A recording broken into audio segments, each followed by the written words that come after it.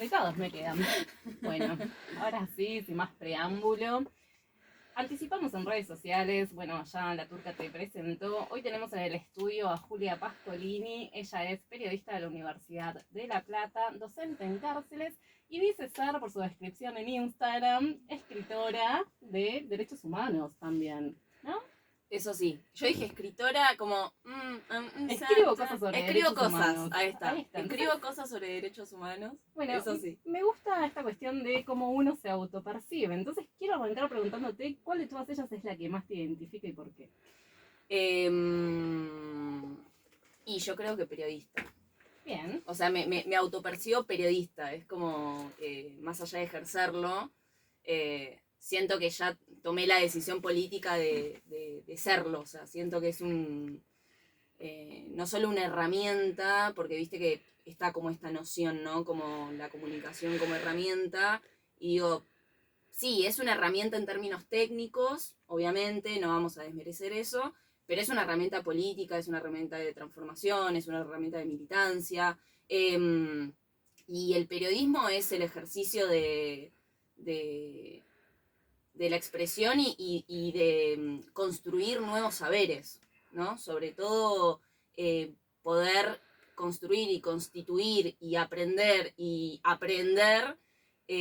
saberes que son parte de sentidos que estamos construyendo de forma comunitaria y que no tienen que ver con los sentidos que se construyen desde los medios de comunicación hegemónicos, que suelen ser muy tendenciosos, muy criminalizantes respecto de ciertos sectores, y en ese sentido es donde yo me paro, pero lo digo nosotros porque no soy yo sola, sino que somos todo un equipo de comunicadores, de abogados, etcétera, que trabajamos en contexto de encierro y que tenemos una perspectiva de derechos humanos que tiene que ver no solo con reconocer la necesidad de que los derechos humanos deben ser cumplidos y otorgados en el contexto de encierro punitivo, sino que además pregonamos que la persona que quizás no tiene esas herramientas en términos comunicacionales o quizás no tiene la posibilidad de hacer difundir sus pensamientos en términos públicos, en términos, viste, a mí me pasa mucho que me escriben y me dicen como, no entiendo cómo haces para decir cosas que yo pienso y que no sé cómo bajarlas. Y es como, bueno, esto es una práctica, o sea, no es que naciste escribiendo y naciste comunicando, o sea, es una práctica del día a día y que tiene que ver también con el hecho de estar en el territorio, ¿no? Como que me parece que ese es el ejercicio más lindo del periodismo, el de construir a partir de saberes particulares, pero reconociendo los saberes ajenos que se construyen en términos comunitarios. Y la perspectiva de derechos humanos tiene que ver no solo con pararnos desde esa perspectiva en términos de reconocerlos y auspiciarlos, etcétera, sino sobre todo de difundirlos. Me gusta la humildad con la que hablas de la profesión. En esto de la construcción de los saberes, escucho algo de la horizontalidad y la construcción de abajo hacia arriba y no la verticalidad con la que se suelen dar o ofrecer o confiscar los conocimientos y los saberes, si se quieren, populares, como suelen hacer los medios de comunicación. Total. Entonces, quizás esa faceta en la que vos contás que te autopercibís, periodista principalmente, me gusta, se celebra, se agradece. Qué bueno. Te quería preguntar, digamos, cómo nace esta relación del periodismo y tu primer acercamiento a las aulas o al contexto de encierro. ¿Cómo se da esa relación? Yo empiezo a estudiar comunicación a los 18, cuando termino el colegio, todo muy en tiempo y forma, porque bueno, eso también es algo que a mí me interpeló mucho y que tiene que ver con, yo vengo de un sector socioeconómico de clase media, o sea, no tuve ningún derecho vulnerado a lo largo de mi historia, como un montón de cuestiones y además una familia militante. Mi papá piquetero en los 90 y en el 2000. Entonces como hay toda una historia ahí como de bueno, estar en la calle, o sea, ir a unidades penitenciarias con mi viejo cuando yo era muy chiquita, a sacar compañeros que habían sido reprimidos y posteriormente encarcelados. Y cuando salí del colegio, yo ahí ya militaba, empecé a estudiar en comunicación, hago la primera materia, me convocan como ayudante de la materia en la sede, o sea, en la sede de la facultad, y tenemos la primera reunión con la cátedra. Y en la reunión con la cátedra aparece Nati Zapata, que es la que dice como, che, tenemos la extensión áulica, que es una extensión áulica que funciona en la unidad penitenciaria número 9 de La Plata, en donde la Facultad de Periodismo tiene como esto, ¿no? Como un aula aparte de la sede Bosque, que es como le llamamos a la sede común de la Facu. Y dice, bueno, tenemos esta extensión, nada, como que medio lo propone como, si alguien se quiere sumar, o sea, como medio esperando que nadie se sume, porque es como el tabú de laburar en cárceles, claro. Me van a decir todos que no. Sí, y yo quiero. O sea, como, bueno, fue como, yo quiero ir ahí, o sea, como... Y te pregunto, sí. esa inquietud de primera mano por querer ir, ¿a qué se debía? O sea, ¿cuál fue el motor, ese deseo? Y yo creo que tenía que ver un poco con esta militancia más proveniente como de lo popular, no en términos de bajarle el valor o decir como lo popular es no sé, lo empobrecido, sino en términos de bueno, o sea, a mí me gustaría poder dar clases en un lugar que no sea la universidad en sus características más de mayor normalidad, que es donde de última va a haber más pibes como yo. O sea, es donde van a estar otras Julias que tienen las mismas condiciones socioeconómicas. Julia quería algo disruptivo.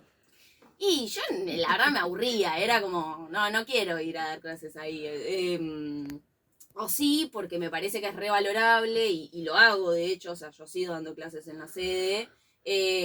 Pero fue como esto, también una historia de conocer muchos compañeros privados de la libertad, de tener una familia militante, en donde el conocimiento en relación a las torturas que se transitan en los contextos de encierro punitivo hacían que fuera como una necesidad, ¿no? Como una urgencia, como bueno, estos espacios hay que ocuparlos.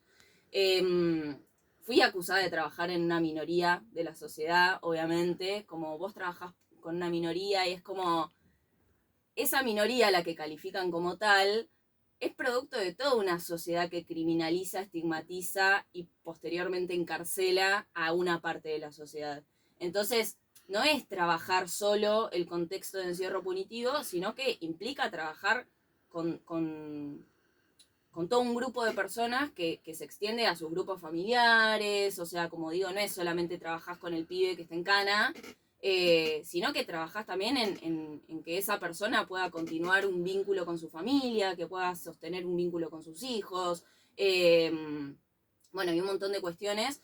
Y bueno, nada, así que a los 19 entré a la 9 por primera vez en carácter de ayudante, pero daba una materia, o sea, daba la misma materia que sigo dando hoy, pero la daba sola porque era como una instancia de apoyo de la parte teórica. O sea, estaba como desglosada la materia. Posteriormente empecé a... ¿Qué materia era? En ese momento se llamaba Comunicación y Medios, hoy en día se llama Modernidades, Medios y Poder. Okay. Y bueno, es una materia como troncal de la carrera de periodismo, es del primer año, así que trabajamos con pibes y pibas que se anotaron recientemente. Son personas privadas de la libertad que eligen estudiar la carrera de comunicación. Exactamente. Que tienen esta materia. La oferta es muy pequeña, o sea, la oferta es comunicación, historia, sociología, derecho, fin. Todas ciencias sociales igual.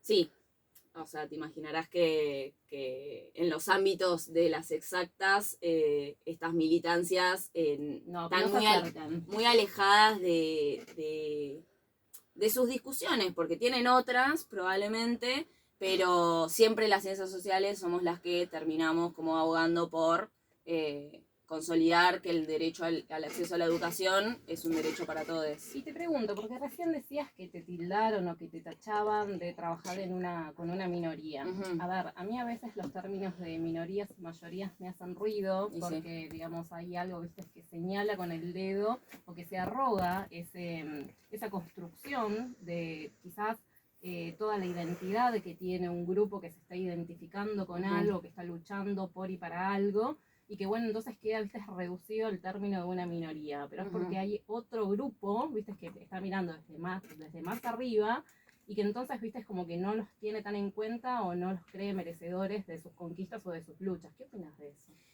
¿Por qué lo trajiste a la mesa, digamos? No, porque me parece como importante pensar a la persona privada de la libertad no como un individuo y ya, que está privado de su libertad o que en su defecto cometió un delito que lo llevó a, o sea, como medio una cuestión de culpa, como bueno, estás pagando por lo que hiciste, como está mucho esta idea. Entre paréntesis, esto me lo dijo gente muy progre. Es que sí. O sea, no es que me lo dijo una persona re de derecha que dice, trabaja para una minoría, sino que fueron personas... Compañeros. Y, y me parece que lo que se da es como este desentenderse de estos grupos minoritarios, como primero como que no son parte de la sociedad toda, ¿no? Justamente, o sea, como que, porque es transversal, porque a todos nos atañe, porque son parte de esta sociedad que si querés es un todo aún más grande. Entonces esa segmentación Tal entre cual. minorías y mayorías es absurda. Sí, y que a su vez es no reconocer a la cárcel como parte de este sistema de castigo que excede a la cárcel. Digo, el sistema punitivo, o sea, el punitivismo como operación ideológica, excede a la situación jurídica de una persona. O sea, el punitivismo no es si fuiste en cana o no, o si cometiste un delito o no, que dicho sea de paso, todos cometimos delitos en nuestra vida, solamente que somos pocas personas, son pocas las personas que son atrapadas por ese sistema penal, pero en definitiva la práctica del linchamiento, la práctica acusatoria, la práctica del escrache, son prácticas punitivas que son usadas como estrategias para determinados fines. El escrache es toda una discusión porque en términos reales lo que se plantea es como, bueno, es la única salida que tengo ante la supuesta ausencia del Estado en este conflicto, no está intermediando en este conflicto que yo tengo. O intermedia de una forma muy arbitraria y muy patriarcal, etc. Pero bueno, los scratches vienen de los 90 y vienen vinculados a la dictadura cívico-militar eclesiástica, no es que nacieron en 2018, como que también está esa idea, ¿no? Como los scratches aparecieron en 2018, no, es una práctica reconocida por los movimientos de derechos humanos. Y que creo que toman también mucho más contundencia, mucha más visibilización con los feminismos. Y ahí es muy interesante pensar si puede existir una lógica de feminismos no punitivistas también. Exactamente. Y que dentro de esa lógica de feminismos no punitivistas no se niega la práctica del escrache, porque es real que, o sea, porque digo, si no como que dejamos de reconocer un problema para hacer aparecer otro, y es como, no vamos a negar que el Poder Judicial opera de forma patriarcal y machista. Entonces, como sabemos que eso sucede, a veces entendemos que hay ciertas prácticas del escrache que tienen que ver con responder de forma quizás agresiva ante esa falta, esa ausencia supuesta, que en realidad es una presencia arbitraria del Estado. Lo que planteamos en su momento, o sea, desde los movimientos feministas más antipunitivos, si se puede catalogar de esa forma, fue, bueno, esto no es suficiente. No puede terminar, no puede culminar en el escrache por el escrache mismo. O sea, no, es insuficiente, es peligroso, porque además, bueno, terminó habiendo como toda una rueda acusatoria, como que de pronto varón que aparecía, varón que era posible ser escrachado. Tachado de abusador. Sí. Por cualquier cosa. Entonces, como que bueno, fue como una situación complicada, porque de pronto a quienes nos posicionamos desde este lugar nos decían como, bueno, al final vos sos cómplice. Y es como, no, lo que estoy tratando de que entendamos y construyamos de forma colectiva es que esa persona no es un monstruo, no es una, no padece, no tiene un padecimiento porque cometió esto que casualmente está estipulado como delito, sino que es producto de una sociedad que legitima esas prácticas. En todo caso tenemos que discutir, bueno, o sea, cómo se constituye esa legitimación, y pensar como, bueno, cuáles son las estrategias posibles para reparar ese daño, ¿no? Y bueno, ahí se dan un montón de discusiones que tienen que ver como, bueno, ¿es reparable? ¿Acaso? O sea, ¿hay reparación posible para una persona que fue víctima de un abuso sexual? O sea, ¿hay reparación? Digo, como, según el delito, la reparación es diferente. Y hay personas que consideran que su reparación es el castigo en la cárcel. Entonces digo, como, bueno, no es menos legítimo, pero sí es necesario ampliar estas discusiones para que esa persona, o sea, esa persona que además todo el tiempo tendemos a revictimizar y decir, vos sos víctima. Como, sos víctima toda la vida. Como decir, bueno, o sea, posicionarse desde un lugar en el que pueda ser esa persona también la que elija qué tipo de reparación necesita. Sí. Y darle opciones, porque si la opción es perpetua o no perpetua, es como, y va a elegir perpetua. Sí, una de las cosas que estaba pensando mientras te escuchaba, dos cosas en realidad. La primera que tiene que ver con todas las olas de los feminismos, los nuevos feminismos y toda la masividad que cobraron, digamos, determinadas causas que se fueron haciendo muy públicas y muy masivas. La línea, como de reparación, si se quiere, es la de la condena, ¿no? Como lo que se aspira es a la condena y visibilizar esta posición que tiene la víctima dentro del proceso, que es una víctima que no es escuchada, una víctima que es revictimizada, una víctima que le cuesta un montón hacer denuncias y que las denuncias prosperen, que no tienen los recursos, que no saben a dónde ir, que no hay información, que el Poder Judicial a su vez no tiene perspectiva de género, entonces las condenas nunca terminan sucediendo y los procesos se caen. Pero también hay algo de todo esto, ¿no? Que, digamos, es muy firme en el pedido, o el pedido que al menos se vuelve público, que es el de efectivamente la persona, en el ejemplo más claro, ¿no? Que abusó tiene que ir a la cárcel. Entonces, en esos casos, y dentro de todas las posibilidades que nos ofrece la justicia restaurativa, ¿cómo te sientas a hablar con un familiar para explicarle? Es muy difícil, ¿no? También pensando en una lógica de una víctima que está muy infantilizada, ¿no? Por todas estas líneas de pensamiento. ¿Cómo hacemos entonces para sentarnos a hablar con una familia y ofrecerle distintas líneas de reparación? Y yo creo que parte de eso es reconocer a otras familias. O sea, el trabajo entre víctimas, o sea, digo, voy a decir, lo voy a poner en términos binarios para que sea más claro, pero digo, hay experiencias de, por ejemplo, Víctimas por la Paz, que es una experiencia en Mar del Plata, de familiares que fueron víctimas de delitos y que trabajan en la cárcel de Batán, en algunos casos con personas que cometieron esos delitos efectivamente que afectaron a esa familia y después con personas que cometieron otros delitos. Y esa experiencia es muy interesante porque lo que plantea es como, bueno, la reparación se da trabajando con la persona que cometió el delito también. O sea, la reparación es integral con la persona que cometió el delito. No alejándola y diciendo como, bueno, solo que... Porque además estamos hablando de personas que están privadas de su libertad. No es que Víctimas por la Paz plantea como, bueno, que sean todas liberadas y si no, no hay reparación. Es como, bueno, no. Es un trabajo integral en un mundo en donde reconocemos que la cárcel existe. O sea, sabemos que existe, sabemos que no va a dejar de existir, por lo menos no en el corto plazo. Entonces, bueno, trabajemos en relación a esa situación de existencia. Y me parece que es muy importante reconocer a los familiares y a los familiares de víctimas de ciertos delitos que justamente se posicionan desde una perspectiva menos punitiva y que pueden aportar a que esa otra familia que quizás está diciendo mi única reparación es la perpetua, pueda transitar otra forma de reparación. Porque si no, es como lo mismo, es como yo, periodista, no viví ninguna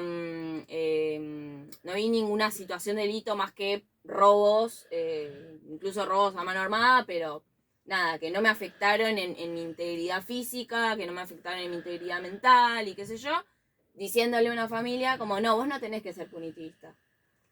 O sea, me cagan a palos y con toda la razón del mundo. Ahora, lo que sí podemos hacer es generar espacios de interlocución entre esas familias o esas personas que fueron víctimas y que se pueden reconocer víctimas o no, porque además también es eso. O sea, muchas veces catalogamos de víctima a una persona que no se reconoce como tal. Correcto, sí. O sea, Y también lo que estaba pensando es esto, ¿no? Como que es un debate que se puede dar más fácilmente cuando hablamos de delitos que son menores o que no dejan tantas marcas en el cuerpo. Ahora, cuando hablamos de un homicidio o hablamos de un abuso, con la marca o el trauma físico que te queda en un abuso y psicológico y la ausencia de la persona, si es un homicidio, porque esa persona no va a volver nunca más, y ahora te pregunto, ¿cómo nos sentamos a hablar con esas familias de esas víctimas o con esa víctima para explicarle que el contexto de encierro es punitivista y que no cumple con ninguno de los objetivos que tiene la progresión de esa pena? Va a ir a parar a un depósito de gente que para este sistema no sirve para nada y que la función que tiene de resocializar y de reinsertar no va a ocurrir. Entonces, esas personas, ¿por qué siguen sosteniendo? ¿Por qué crees vos que siguen sosteniendo el encierro punitivo? Y porque prima en la sociedad una dinámica del castigo que es la única que nos ofrecieron toda la vida. O sea, efectivamente la justicia restaurativa existe para unos ámbitos muy pequeños, pero no es la lógica que prima para el Estado. Son casos particulares que fueron resueltos a través de esta dinámica que es la de pensar a la justicia como algo integral. Casos aislados y a voluntad del fiscal, además. Bueno, tal cual. Entonces digo como, me parece que primero que esa persona que se tiene que sentar con esa familia no tiene que ser una persona que sea solo funcionaria o solo una persona que viene del ámbito de los derechos humanos y que quizás no ha atravesado un delito semejante. Digo, como que me parece que parte de empatizar con eso tiene que ver con generar redes de contención, generar redes colectivas en donde sean los propios familiares o, por ejemplo, ACIFAD, la Asociación de Familiares de Personas Detenidas. Sí, más que Claudia es Andrea Casamenta. Digo, ACIFAD es una organización de familiares que trabajan con sus familiares que se encuentran privados de su libertad o transitaron el contexto de encierro y que lo que explican es cómo la pena se extiende al grupo familiar y se extiende afuera de la cárcel, ¿no? Como digo esto, bueno, también la cárcel como una cosa abstracta que está fuera de todo y en la unidad 9 está ubicada a una cuadra de una escuela, o sea, como no está nada alejada de la sociedad, o sea, está muy integrada a la sociedad y la naturalizamos. Y digo, el hecho de que personas que transitan el contexto de encierro de forma secundaria se puedan sentar con esas víctimas también son formas de reparar y de que esa persona víctima o que se reconoce o no se reconoce víctima pueda entender cuáles son los efectos de la prisionización. Pero esa discusión no puede ser dada solo esto, o sea, ni en redes sociales, ni, o sea, tiene que haber cuerpo, o sea, como... Sí, además conquistar territorios, porque de nada sirve que quede como relegado al núcleo del familiar, de la persona que está privada de su libertad, de la familia de las víctimas, y que se circunscriba en quienes se acercan, como vos que sos periodista y das clases en la cárcel, o los abogados que tenés. No, tiene que ser una política de Estado. Exactamente. Esa es la cuestión. Por eso digo como esto de primero de ocupar el Estado, porque no, porque hay como toda una discusión en torno a las cárceles. Otra acusación que se nos hace es como ustedes son cómplices de la cárcel porque trabajan en ella. Y te lo voy a discutir a muerte. Porque yo puedo ser abolicionista y no por eso, o sea, y justo el otro día lo hablaba con uno de mis jefes, que es el secretario de Derechos Humanos de la Facultad de Periodismo, que es un compañero de militancia. Y le decía esto, ¿no? Como no, que me están acusando de ser cómplice de la cárcel porque laburamos. Y me dice, mirá, Juli, o sea, yo soy abolicionista y eso no significa que voy a dejar que la gente se pudre en la cárcel. Y abolicionista de la cárcel, abolicionista del derecho penal, abolicionista ¿en qué marco?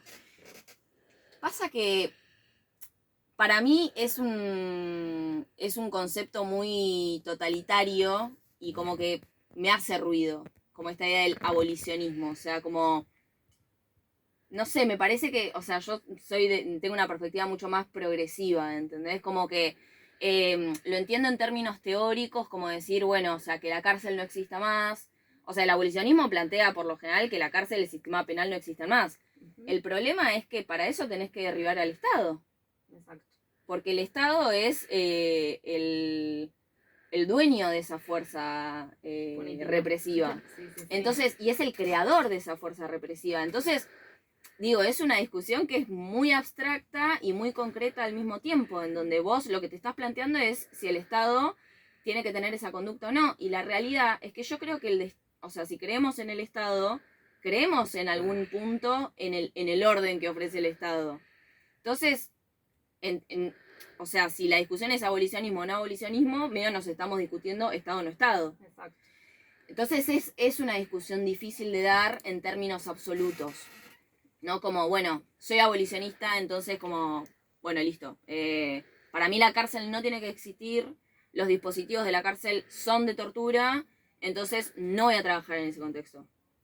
Y es como, bueno, no, o sea, me parece que la salida es progresiva, me parece que la salida es trabajar en los contextos de encierro punitivo para que la realidad de las personas privadas de su libertad sea un poquito menos cruel, que esas personas tengan y adquieran herramientas en términos educativos que les permitan, por ejemplo, salir y no volver a cometer cierto tipo de delitos. El tema es que paralelamente vos tenés un sistema de la crueldad, como lo plantearía la Comisión Provincial por la Memoria, que es la industria del delito. O sea, porque vos tenés a la persona que sí, o sea, estudió, hizo una carrera, qué sé yo, no sé qué. Tengo compañeros que se recibieron de profes, por ejemplo, de la carrera de comunicación social. ¿Vos te pensás que le van a dar laburo afuera con una etiqueta en la cabeza que dice estuve preso? O sea, como... Entonces es como un abordaje muy integral y bueno, vos justo antes nombrabas al patronato, por ejemplo. Y digo como... Y el patronato es un dispositivo que justamente lo que se plantea es como laburar el post-encierro, ¿no? Como ese acompañamiento.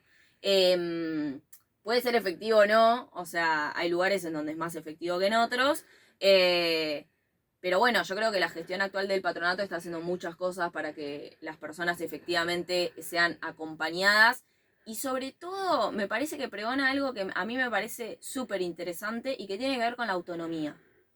Porque también hay una idea en relación a la cárcel de infantilizarla. O sea, vos infantilizás a la víctima y desde una perspectiva progre infantilizás al que cometió el delito. Exacto, sí. Entonces, todo termina sucediendo en un marco de binarismos puros y donde, viste, pareciera que nunca termina el binarismo. En lugar de decir, che, o sea, propongamos que la persona pueda autonomizar, o sea, sus propias prácticas, que pueda conseguir un laburo, que podamos, o sea, luchar para que, por ejemplo, digo, parte de ese abolicionismo empieza por pedir que los antecedentes penales no sean pedidos, por lo menos para trabajar en el Estado.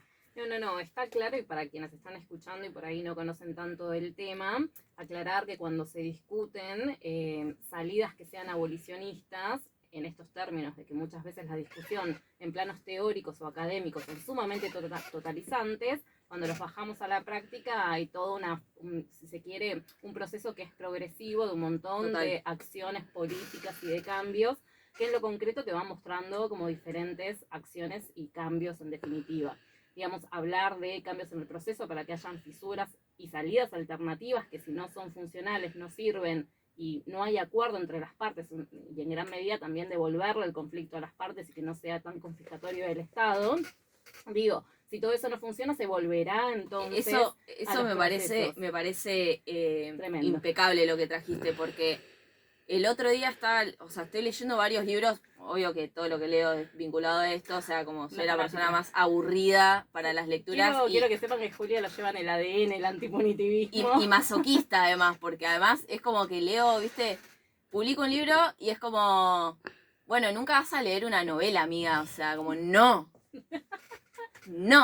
me niego a leer literatura. O sea, en algún momento de mi vida leí mucha literatura y después fue como, no, yo quiero esto. Quiero esto que me dé herramientas. Te puedo ofrecer expedientes, que es lo más parecido a la ficción, si te gusta. Me gusta. Expedientes penales. Me gusta expedientes penales, me sirve. No, bueno, y estaba leyendo, o sea, justo leí como varios libros en el último tiempo que hablaban como mucho de esto que decís vos, como de confiscar el conflicto, no como negarlo, como decir, acá hay un conflicto, bueno, el intermediario es el Estado, no hay intermediario posible que no sea el Estado, lo cual en algún punto, o sea, me parece bien, porque digo, está bueno que haya un intermediario que es como, en teoría, nunca sé cuál es la palabra, o sea, imparcial o parcial.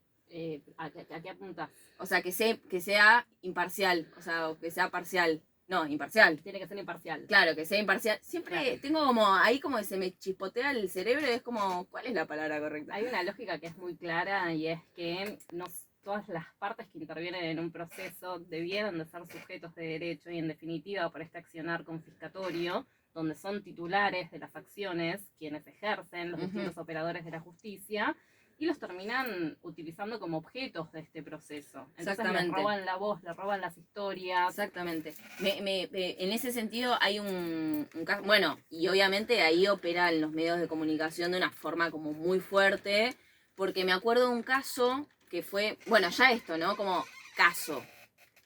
O sea, que es la forma más rápida, expresiva de hablar. Claro, pero no es un caso, es una piba que, en el caso que voy a contar yo,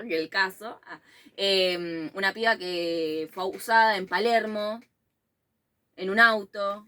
Sí, la que la abusaba un grupo de pibes. Un grupo de pibes, y la piba, cuando pasa una semana, escribe una nota, o sea, un comunicado, tipo en Facebook, diciendo, por favor, dejen de romperme las pelotas. ¿Entendés? Como, dejen de hablar de mí, dejen de nombrarme, dejen de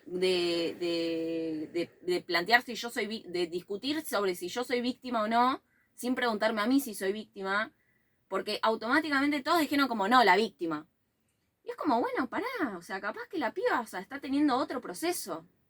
O sea, es como que etiquetamos de víctima a una persona antes de que ella misma pueda reconocerse como tal.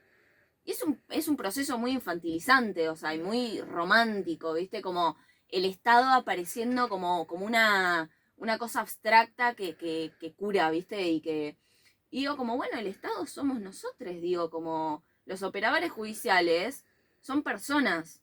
O sea, son personas que ven TN y que a veces están mediadas por esa situación, o sea, como digo, como... Es que una de las grandes falencias que tiene el Poder Judicial entre tantas otras, y con Poder Judicial también hablo de las personas que trabajan en fiscalías, en los ministerios públicos fiscales, es esta cuestión de el trabajo burocratizado y no con la parsimonia que requiere abordar historias con el contenido del derecho penal, que no es cualquier contenido. Total.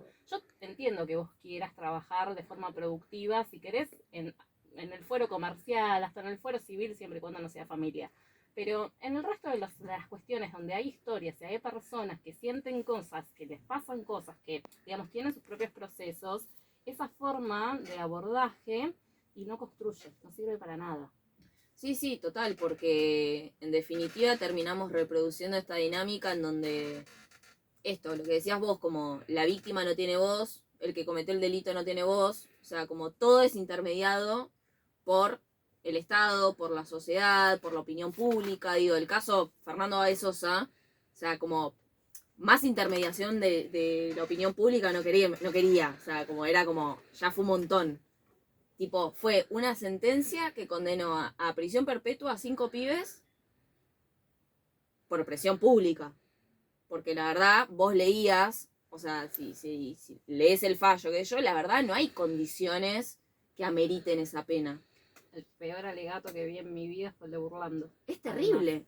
Sí. O sea, digo, para quienes son abogados y que entienden el lenguaje jurídico y que yo, y que lo leían y decían como, che, pero esto es indefendible.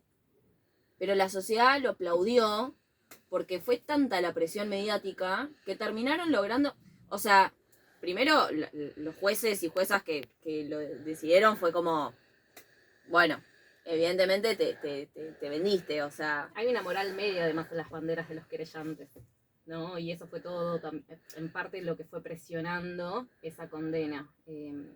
Sabes que tenía muchas ganas de hacerte una pregunta, aprovechando que sos docente en cárceles, saber primero con qué líneas pedagógicas se trabaja, porque imagino que no deben ser las mismas con las que se aborda un aula en una facultad entre comillas normal. Tal cual. Primero eso, ¿no? ¿Con qué líneas pedagógicas se abordan para incluir las historias de las personas? Y aprovechando que en alguna oportunidad en tus redes sociales, en tu Instagram, hiciste una especie de trivia o de preguntas, donde hablabas de la importancia que tiene el estigma del delito, ¿no? Como para seguir sumando etiquetas a todo esto, ¿no? ¿Cuánto importa para quienes ingresan? O si alguna vez se preguntaron si ingresarían y por qué, si da lo mismo una persona que robó, mató o violó. O abusó, mejor dicho. O sea, preguntás si da lo mismo, por ejemplo, para nosotros como docentes o como toda esa discusión. ¿Se sacan el estigma y son todos iguales? ¿O a la hora de abordar sus historias importa también el delito? En primer lugar, nunca preguntamos por qué delito están. Bien. Entonces, me imaginé que vos me ibas a responder esto igual. Avanzamos, o sea, partimos de una base en la que yo no tengo ni idea por qué delito está. Y esa es una condición que tiene que ver con que yo también soy una sujeta, tengo una subjetividad y obviamente me atraviesan ciertas cosas. Yo igual, no sé, o sea, como que tengo una personalidad, no sé por qué, que es como que hay cosas que no me doy cuenta que no me interpelan desde lo emocional. O sea, como sí le pasa a otras personas. O sea, de hecho, he hablado con compañeras que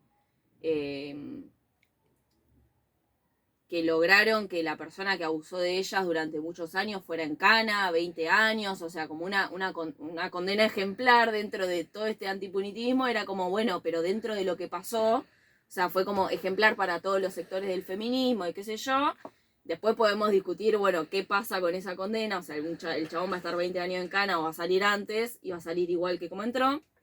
O peor, en realidad. Otra pregunta que también aprovecho, si la querés mechar, o sea, en estas líneas pedagógicas, ¿hay posibilidades para llevar adelante, aunque sea de manera informal, talleres de masculinidades, nuevas masculinidades, mejor dicho, perspectiva de género, ESI? Sí. En relación a lo primero, o sea, lo de la pedagogía, bueno, obviamente siempre hay una adaptación, o sea, sobre todo cuando se trabaja en universidad y en secundario también, hay una adaptación del contenido que tiene que ver con reconocer las trayectorias educativas de las personas que están ingresando a ese sistema. De hecho, acá tengo, para que quiero ver la estadística exacta para no mentir, tengo el informe del Sistema Nacional de Estadísticas de Ejecución de la Pena y que habla de la cuestión educativa al momento de ingresar. Bueno, a ver. Bueno, después tenemos el hecho de que la mitad de las personas están procesadas y no están condenadas, como bueno, un montón de datos que son súper interesantes. Cuando analizo los informes con estos datos, una de las cosas que pienso es como que el dato en definitiva o ese porcentaje estigmatiza también, porque ¿cuántos de nosotros disertamos en la iniciativa de estudiar algo, después dejarlo, cambiar? Digamos, lo que suceda dentro del contexto de encierro es muy parecido a lo que sucede afuera del contexto de encierro. Son vivencias, digamos, similares, espejo. Bueno, pero ahí es donde volvemos a algo que estábamos hablando antes, y es como pensar a la cárcel o a la institución penitenciaria como reproducción de una sociedad determinada. Y digo, en ese sentido, no cualquiera deja la escuela. O sea, no cualquiera, o sea, no son las mismas condiciones las del pibe que terminó en cana que capaz que se tuvo que hacer cargo de sus hermanos a los 13 años y dejó el colegio, o empezó a robar a los 13 años y dejó el colegio. Y tampoco son los mismos los motivos o la motivación adentro de la cárcel para ir a estudiar o no estudiar. No, y ni hablar de que no hay cupos. Exacto. O sea, como digo, el propio sistema penitenciario restringe la posibilidad de acceder. Acá tengo los datos. Primario completo, o sea, solo el primario completo, 41% de las personas. O sea, ya con ese dato te digo todo. Claro. O sea, personas que no avanzaron en el secundario. Esas son las personas que son privadas de la libertad. Después otro dato dice que el 40% al momento de ser detenida estaba desempleada. Y que el otro 40%, que voy a decir como, bueno, el 60%, tenía un trabajo informal. O sea, changa. O sea, no tenía un trabajo en el Estado y... Entonces digo como que son un montón de datos que hacen a la posibilidad de que esa persona, o sea, termine siendo atrapada por el sistema punitivo y el sistema penal, ¿no? Bueno, eso en relación volvía a la cuestión pedagógica. Lo que nos planteamos, o sea, cuando trabajamos en contextos de encierro punitivo, es que justamente esa adaptación no tiene que implicar una baja de calidad, porque también hay una acusación de que ustedes le bajan la calidad a la educación para adaptarla. Y es como, no, la educación es situada. Claro. O sea, la educación no puede ser un manual de escuela que yo te lo doy y vos lo tenés que entender, vos lo tenés que entender, vos lo tenés que entender igual. O sea, la educación, parte de la tarea educativa, la educación popular, por eso el posicionamiento de la educación popular tiene que ver justamente con el reconocimiento situado de esa situación. Valga la redundancia. Entonces, yo no puedo trabajar de igual forma con una persona que quizás no... Y esto se replica en cualquier institución. O sea, como que lamentablemente normalizamos que, bueno, en la UBA o en la UNLP, bueno, los pibes más o menos tienen todo el mismo nivel. Mentira. No. ¿Por qué la gente deja la universidad? Porque tiene ganas. Porque la verdad, una universidad pública y gratuita que en teoría no te exige cuestiones económicas, más allá de que algunas quizás te exigen ciertas cosas, no sé, sobre todo las carreras vinculadas a arquitectura, que yo, pero digo, las ciencias sociales podés surfearla sin gastar tanta plata. Ahora bien, el contenido no está preparado para que cualquier persona lo entienda de la misma forma. Sí, está claro. ¿Y cómo hacen para llevar estos temas que, digamos, son cruciales, si se quiere, para tal vez, ¿no? La condena que están pagando dentro de la cárcel, masculinidades, perspectiva de género? Sí. Primero que nada, bueno, en relación al tipo de delitos, esto como que no lo sabemos. Yo, o sea, conozco quizás la situación de algunos compañeros en particular, pero porque terminé teniendo mucha afinidad o porque se abrieron en una situación random y dijeron como, no, yo estoy acá porque soy chorro, qué sé yo, o sea, como que ahí también hay como toda una cuestión identitaria, ¿viste? Como dentro de la cárcel hay jerarquías, más allá de que, bueno, después podemos hablar del marginal y de cómo se construyen esas jerarquías en los medios de comunicación, pero digo, es real, o sea, no es joda que el chorro es mejor visto, que ni hablar que la persona que cometió una violación, ¿entendés? Tal cual. Bueno, partimos de la base de que no preguntamos cuál es el delito por el que está ahí y no nos interesan a menos que esa persona considere necesario por algún motivo contarlo. Después, en relación a los espacios más de masculinidades o espacios vinculados a perspectiva de género, siempre nacieron de la urgencia de observar situaciones en donde se generaban como espacios medio violentos o espacios donde había un ejercicio de la violencia como muy naturalizado, sobre todo entre, por ejemplo, los compañeros, o sea, los pibes que estaban estudiando y sus parejas cuando las llamaban.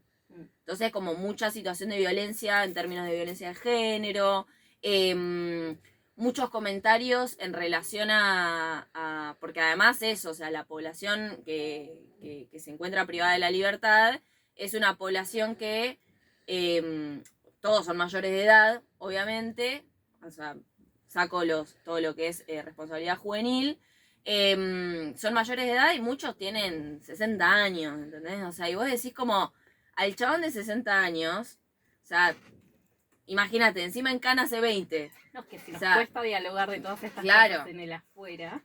O sea, si te cuesta dialogarlo en una organización social en donde se supone que está habiendo una formación política y qué sé yo, no sé qué, imagínate lo que te cuesta dialogarlo con un chabón que está encerrado hace 20 años, está re caliente, porque la verdad que si algo triste es eso. Y vienen dos pibas, dos docentes, mujeres, a dar clases y qué sé yo. Y yo, por ejemplo, cuando entré a dar clases tenía 19 años, estaba pelada, o sea, literal pelada. Y era una personita como muy pequeñita ahí adelante de 20 tipos. Y fue muy difícil como construir legitimidad en torno a mi rol. De todas formas, y ahí vuelvo a esto del marginal, ¿no? Como está esta idea de que qué peligro entrar a una cárcel, siendo mujer. Seguro que te van a mirar. Y es como, no, amigo, o sea, deja de flashear. Porque, nada, los pibes quieren estudiar. O sea, porque el estudio les da la posibilidad de adquirir los beneficios. Claro, Beneficios o sea, beneficios mal llamados beneficios. Derechos, claro, sí, o sea, sí, tal cual. Y bueno, ante esas situaciones, o sea, que observamos como, no sé, por ejemplo, dábamos una clase vinculada a género y aparecía como una resistencia como muy fuerte a discutir esos temas, o sea, una resistencia muy fuerte al feminismo.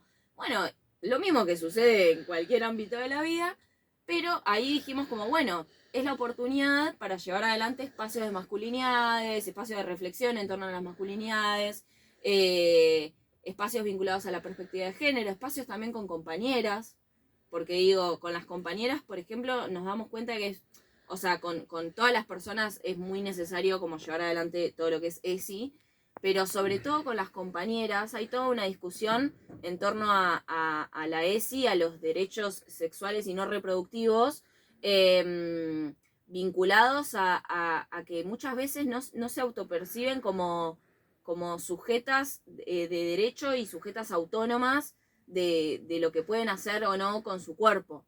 Claro. Más allá de la discusión sobre si el aborto está bien o está mal, o sea, sino como más en términos de, bueno, vos podés, o sea, no querer esa práctica o no estar de acuerdo, qué sé yo, pero digo, como es importante que sepas que sos dueña de tu realidad, o sea, y que vivís en una comunidad, obviamente, o sea, como somos sujetos políticos y públicos, digo, como nuestro cuerpo no es solamente nuestro, sino no le pediríamos al Estado que regularice la interrupción voluntaria del embarazo. Diríamos, bueno, si mi cuerpo es mío y no le pertenece a nadie, entonces lo hago sola. Es como, no, le pedimos intervención al Estado desde una perspectiva particular. Y bueno, cuando hicimos esos encuentros, que fueron mixtos, ponele, había compañeras, compañeros trans que están alojados en unidades de mal llamadas de mujeres. Y nos dimos cuenta que las compañeras hablaron muy poco. Por ejemplo, eso fue una de las cosas que notamos, como que no hablaban, o sea, no participaban tanto, sobre todo porque el 95% de las personas privadas de la libertad son varones. Son varones, exacto. Por ende, acaparan todos los espacios. Como que para trabajar bien con compañeras tenés que hacer un espacio con compañeras. Claro. Como que no sirve mucho hacer el espacio medio, bueno, todos juntos. Porque se termina como dando una situación como de acaparamiento de la palabra del varón, como todo lo que sabemos que sucede en el patriarcado, básicamente. Y bueno, eso. Bueno, creo que fuimos muy ambiciosas en querer abordar tantos temas en un único encuentro. Esta es la primera vez que Juli pisa el estudio de FM La Tribu. Pero bueno, obviamente que te agradezco un montón por haber aceptado esta primera entrevista. Yeah. Primera de muchas. Resalto que es primera de muchas, así con más tiempo podemos seguir profundizando. Sí, me encanta. Porque me quedaron un montón de preguntas por hacerte, veo que quedaron un montón de cosas por decir, así que bueno, esperemos que próximamente volvamos a encontrarnos de nuevo en este estudio para seguir hablando de antipunitivismo y contexto de encierro. Y otras salsas. Y otras yerbas. Te agradezco mucho, Juli. Bueno, yo les agradezco mucho a ustedes. Hermoso espacio. Así que nada, voy a estar muy contenta de volver a venir. Bueno, genial, muchísimas gracias.